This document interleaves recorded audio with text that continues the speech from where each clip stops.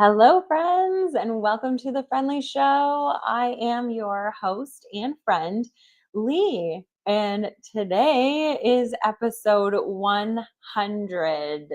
One of the gals inside a Happy School was like last week when I announced that it was episode 99. She's like, "What are we doing to celebrate? Oh my gosh, 100 episodes! That's amazing!" And so I was like, "Yeah, we'll have to think about it." And then I never really thought about it. So here's our celebration. Yay! Anyway, it is a big deal for me because that means that for almost 2 solid years, I have been showing up every single week. No matter what, I've been here with you. And for a few of you guys have been, um, you know, just here right along the ride with me every single episode. So I thank you so much for all of you that have been here since the beginning. And I also thank you for those of you that are new and just checking it out. Maybe a friend brought you along. I'm really, really excited. So let us get into this week's episode because it's going to be, again, it's going to be really good. And I think it's really important that we have this conversation this month. We are going to be talking all month about radical compassion. And, um, we're doing the book inside of the book club right now called Whatever Arises, Love That. And when, one of the gals inside of Happy School decided, like, she brought the book forward. And I was like, okay, yeah, that sounds good. And I thought it was more of, accepting others for who they are and that kind of thing. So I was like, yeah, I think that's nice. And I think that's really good for, December. And, but now that I'm reading it, it's a lot of it is whatever arises within ourselves. Love that. And so now I'm like totally into this book. I feel like it's going to be a textbook for me, because even though I do believe that I love myself and the affection for yourself pillar in the Happy Framework is one of my favorites and I think one of the most important, there's a lot that, we have been just accustomed to not loving as it arises. And so today we are going to be looking at this radical compassion idea through the purpose lens. So I think it's going to be a really good conversation. Also, not only because it's December, we're wrapping up a year, we're going to be with a lot of people, and there's a lot of expectations around us in how we're showing up, but also leading into the new year, we have this kind of idea that we should have this big purpose. And what are we going to be doing for our New Year's resolution? What kind of, person are we going to become in 2026? And so this conversation, I really hope, with your help, is really going to kind of unpack all of this. So if you are new to the show, here's one of my favorite things. So we do this live every Wednesday night at 7:30 p.m. Eastern or 6:30 Central, whatever the equivalent is for you. And if you watch live, either on Twitch, YouTube, LinkedIn, or Facebook, and you make a comment like Pops here, it comes right up on the show. So good evening, Pops. He says, digging the black theme. Oh, thanks. Yeah, these glasses actually, if you're also talking about those, these are actually green. They're hard to see in this lighting. You can kind of see it there, but they're actually like a forest green kind of color. So but anyway, thank you. Okay, so let me dive in a little bit to why radical compassion is so, so important.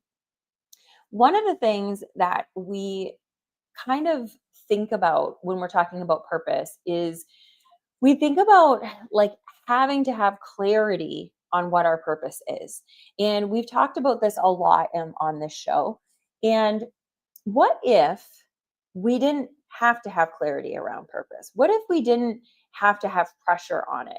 What if we were able to just kind of live into our purpose net one step at a time, just taking that next best step? How much softer would 2026 feel if we weren't constantly trying to either perform what we thought our purpose is supposed to be or trying to live into this box of this I have found clarity. I did my vision board. I know what I want, and this is what my purpose is. And trying to put it into one sentence or one Bristol board or poster board of your vision and your purpose. And what if instead you just felt like, you know what? I'm not going to think about what it is. I'm not going to create what it is. I'm going to remember what it is. And I'm going to dive into when I get that next best step, I am going to take that inspired action. And that is going to be how I'm going to live my purpose. Also, Britt, can you hear me? I'm assuming because I have not heard you say that you haven't been able to hear me, because I am trying out that microphone again. And I think, I actually think what the problem was before. Yes, ma'am. Okay. Thank you so much, sir. Um, so before, I did it for a couple episodes, and then there was an episode that it um, wasn't working. It just kind of shut off halfway through the show. Well, what that was is the battery died or the juice died, and I needed to charge it. I didn't realize that it needed a charge. So I think we're going to be able to get back to this, which will be nice. So thank you very much, Britt.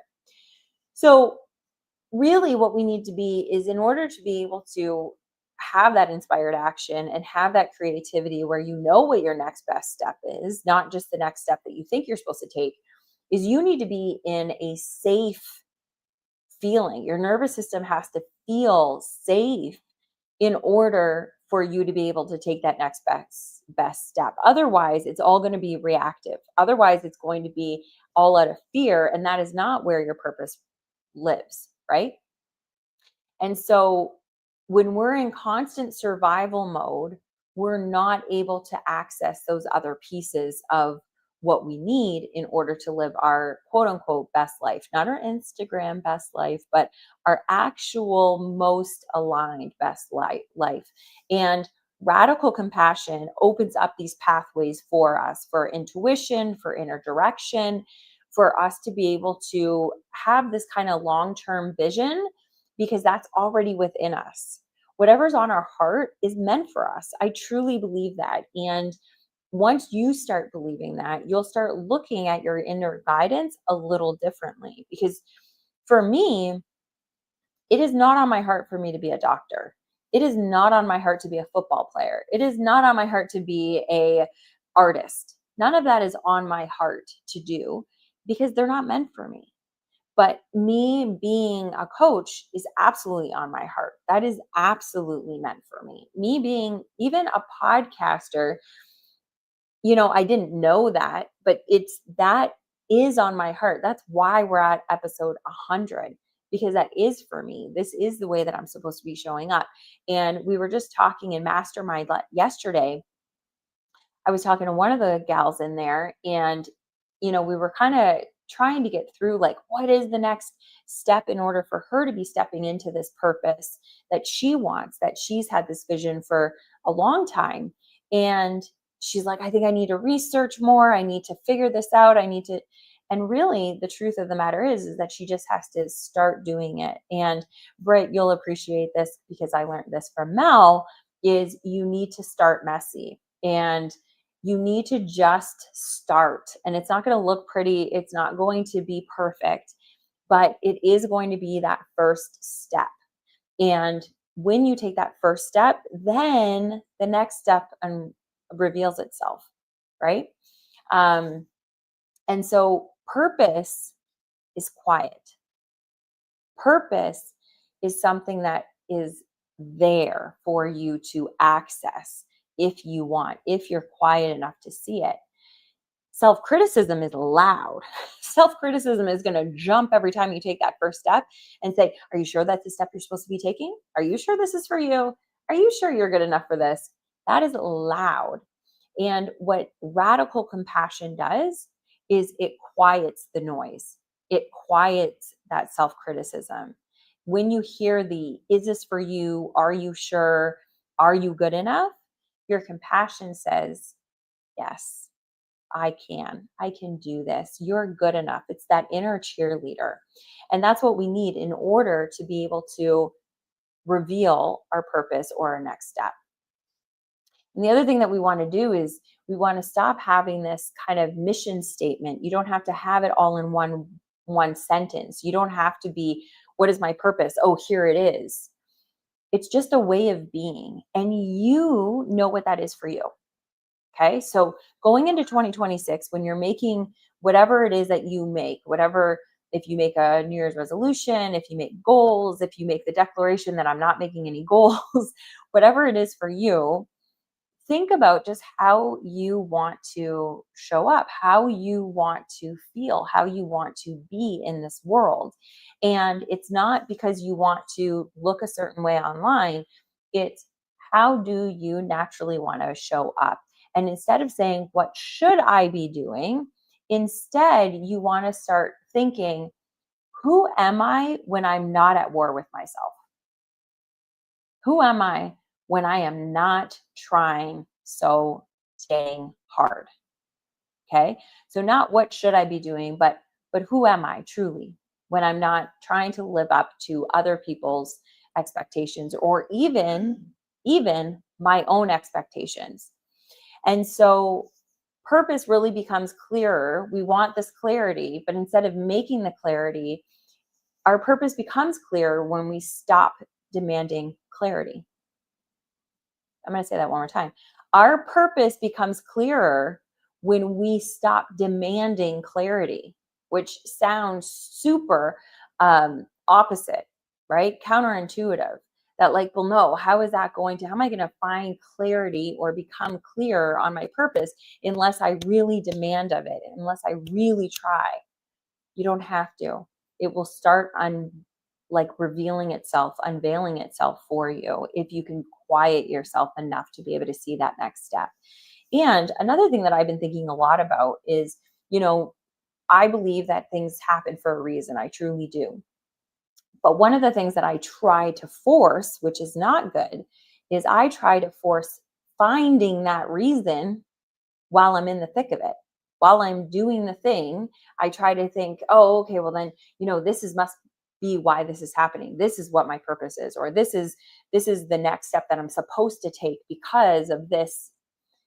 And a lot of the times we can't. A lot of the times we can't see what the reason is that we're doing the things that we're doing right now, if it's inspired, until we're like 5, 6 steps out. And then we're able to kind of look back and be like, oh my gosh, that's why I said yes to that opportunity. That's why I, went to this event. That's why I started talking to this person. And you might not see any of those things lining up until you're 5, 6, maybe 10, 12 steps ahead. And then you're like, wow, everything's starting to come together. Purpose is becoming clearer to me instead of us demanding clarity from the beginning. So, what we really need to do is stop forcing the outcomes, and we really need to start listening to life and saying yes to what feels aligned rather than what feels pressured or expected of us. Okay, so there's all kinds of research, science that goes behind this. And one of the studies was just really cool. It was a Canadian study, it was from the University of British Columbia, and it was recent, it was like 3 years ago. And um, they found that people high in self-compassion showed significantly stronger sense of purpose even during stress and uncertainty. That's huge. That's really, really big, because what we're learning, right, is that you need to be in a feeling of safety in order to be able to have this sense of purpose. But the people that showed themselves self-compassion, they were able to be in this safe kind of nervous system, even when they were in high levels of stress and uncertainty. So, self kindness really does, it just reduces the noise, and it just allows us to be more flexible in the way that we're showing up. And then there was also in 2022, they did an fMRI study where they were testing, um, they were looking at the brain, and actually parts of the brain were activated when they were having compassion for themselves. They were activated, the areas that were directly involved with personal meaning, meaning purpose. self-connection, and long-term direction. All of those parts of the brain started firing when they felt more compassion to themselves, when they were speaking kinder to themselves. When you soften, your purpose lights up. And that is not what we're taught. We're not taught to soften. We're not taught to even when people say, oh, relax, we take that as a bad thing, but it's not. It's actually when you hear it from somebody because they're seeing you rattled and they see that you're not able to like handle what's going on and they say, oh, relax. It's actually really good advice. It's just taken differently because we're in a heightened mode and they're telling us to calm down and we don't want to because we're in this mode and we can't access the ability to calm down. But the actual underlying advice there is huge. If we can relax and soften and stop trying to push for the next thing, everything will start unfolding a lot more easily. And this is really, really important. I think we need to really be thinking about, I mean, you can go into 2026 any way you want, but a lot of the times we go into these new years expecting all of this stuff. We expect that it's going to be different. We expect that good things are going to happen. We expect that we're going to be able to, eat better, move better, work better, do all this stuff better.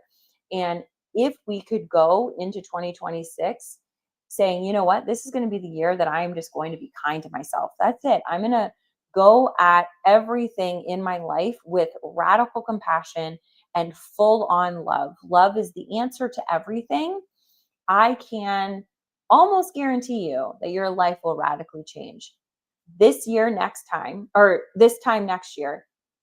If you just practice for an entire year self-compassion and love toward yourself and everyone around you, I can almost guarantee that your life will be dramatically different than it is right now. And the feeling that you have about your life will change dramatically. So let us look, because I think we only have like 10 more minutes. But I want you to think about a couple questions. We're going to do the lightning questions because that's one of my favorite things that we do here. But what I want you to do is I want you to pull out your journal or your notes in your phone. And you don't have to do it right now, but I do want you to come back to this episode and I want you to do this work, okay? I want you just for 2 minutes.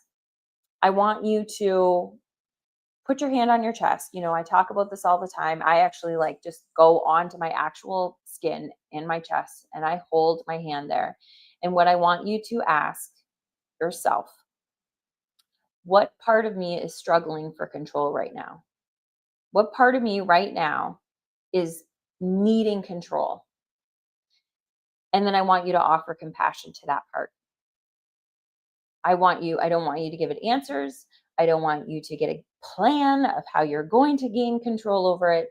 I just want you to offer it compassion and love.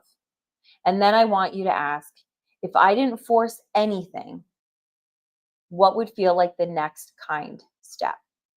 And the reason why we need to be asking ourselves these kinds of questions, especially when we're journaling, is we have the answers inside of us. And so if we ask the right questions, we can get the right answers. If we ask, what is wrong with me? Your brain is going to give you all of the answers of what is wrong with you. I can promise you, it can find it.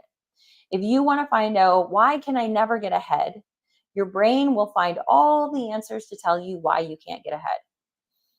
But if you ask yourself questions like, if I didn't force anything, what would feel like the next kind step? Your brain will come up with the answer that, oh, yeah, this would be the next best step. Listen to it and then take action on it.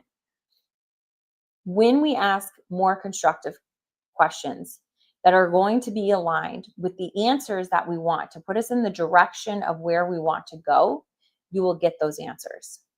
But you will always get answers to the question you ask. So the more that you get really clear on the questions that you're asking, to be kind to yourself when you're asking those questions, not why am I so fat?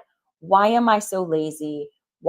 Does nobody like me? Why can I never do this? If you ask those questions, you will get the answers. And it's not to say that those answers are true.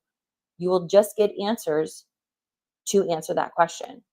But if you ask questions that are going to get you to that next step, you will find that answer to that next step. Because purpose is always answering in small, kind steps. That's where you're going to find purpose. You're not going to find it by asking, what is my purpose? I need to gain clarity on this. And it's going to give you this big overarching. It's not. It's going to give you the next nice thing that you can do.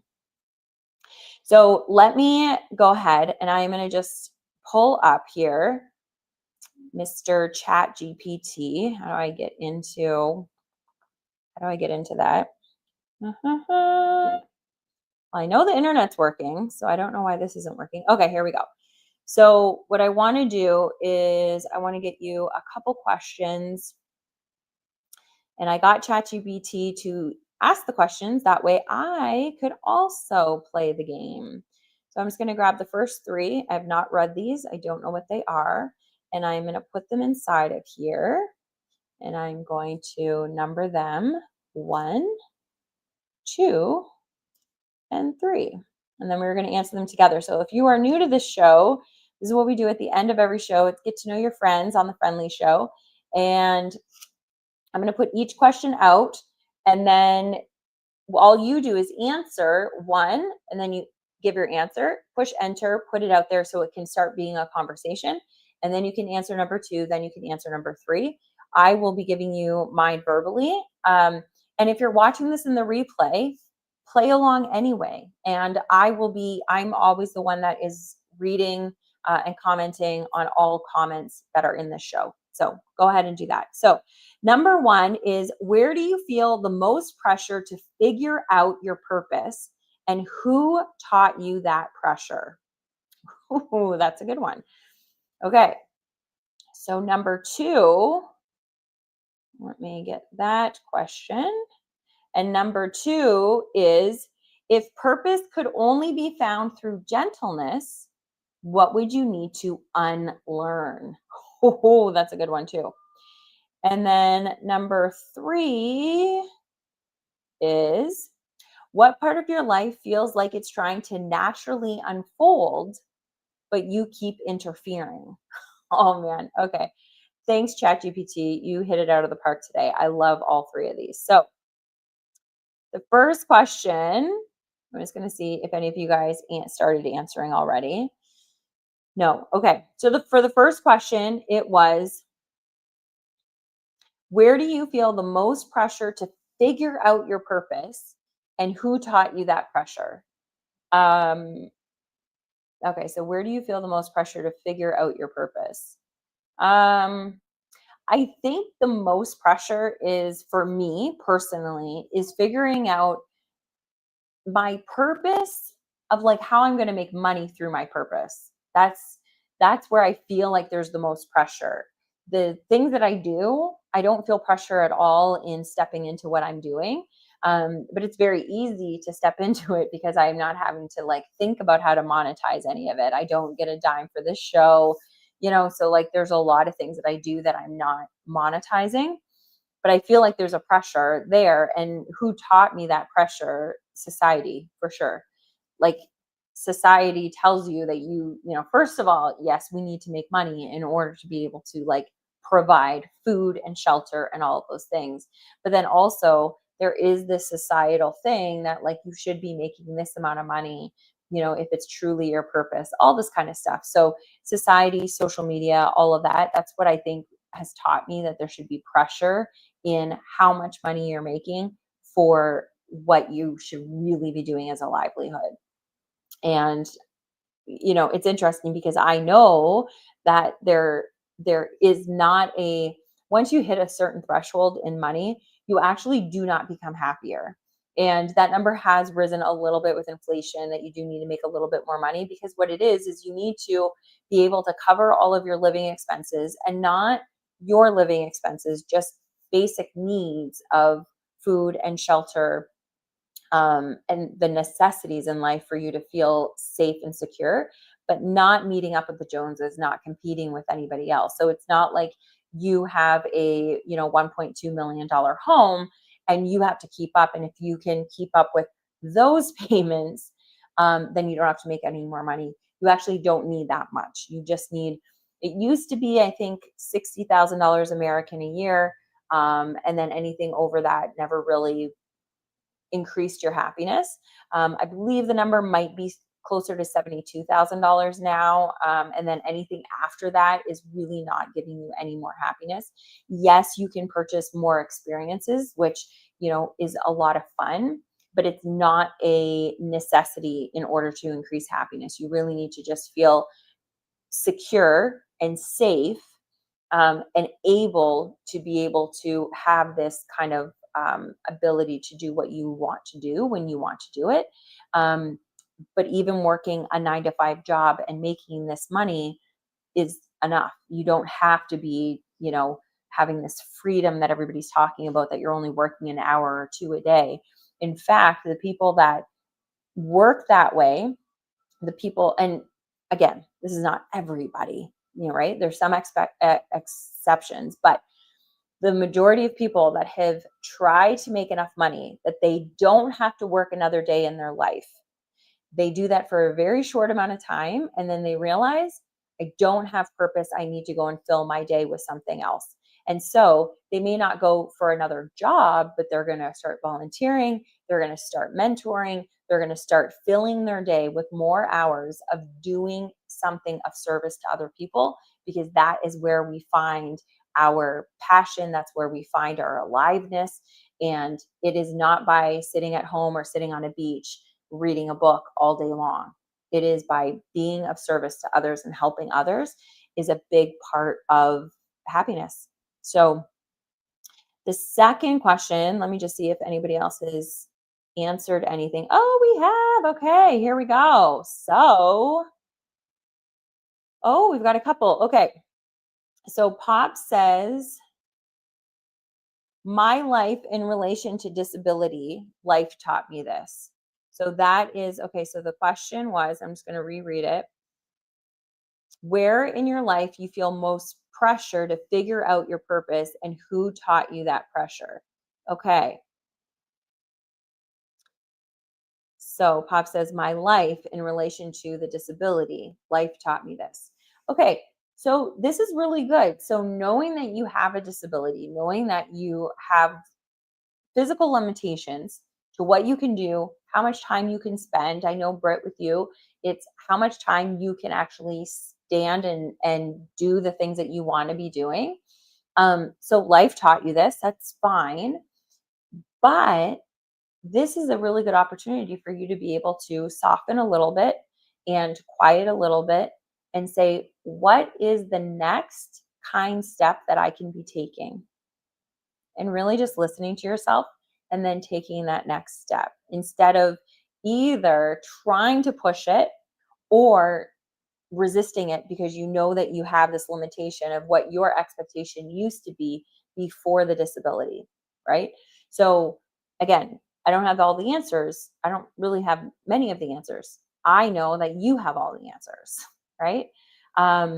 You know your entire situation. So that is an invite for you to kind of soften around that and see.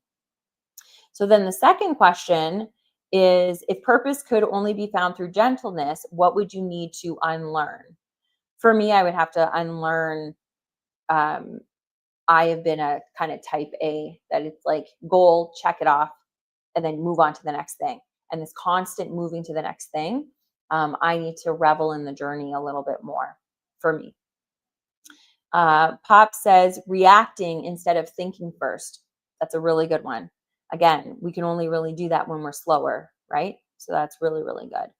And then, okay, so this LinkedIn user, I'm sorry, I don't get to see who you are. It just says LinkedIn user, but hello. For the first one, it says, where are you feeling like you have to have you're feeling pressure to find your purpose, and it's in your career. So similar to what I was saying.